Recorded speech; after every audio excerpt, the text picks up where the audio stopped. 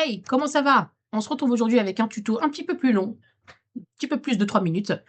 Nous allons, apprendre à traduire une sélection de texte ou un texte dans un document Word.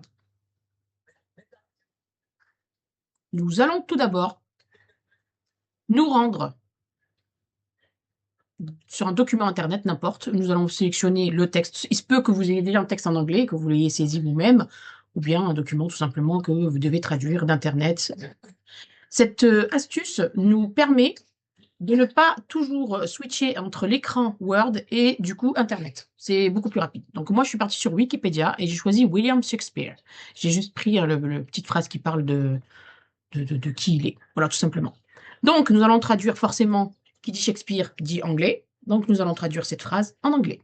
Nous nous rendons dans la rubrique révision, traduire.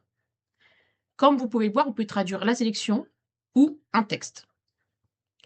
Et là, automatiquement, à côté de vous, sur la page, s'affiche une fenêtre dans laquelle vous voyez qu'il y a la langue qui a été détectée, donc français. Et enfin, nous allons choisir de le traduire en anglais. Veillez bien à sélectionner le texte, vous verrez pourquoi.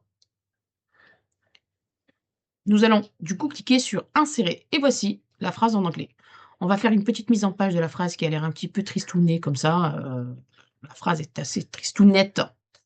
Donc nous allons un petit peu la mettre en page, nous allons grossir un petit peu la police et changer de police aussi.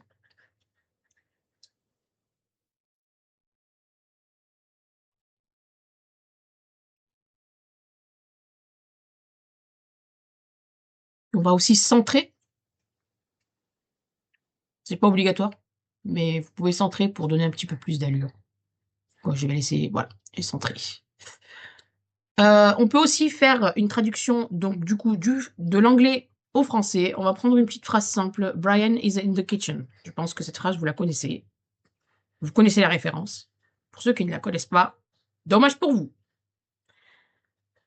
Il s'avère, hein, il y a des recherches qui ont été, des investigations qui ont été menées, tout comme Xavier Dupont de Ligonnès.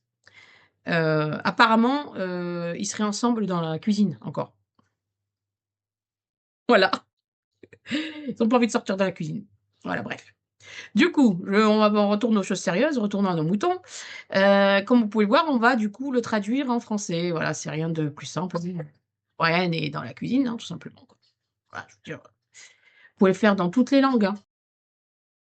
J'espère que ce tuto vous aura plu et qu'il vous aura servi.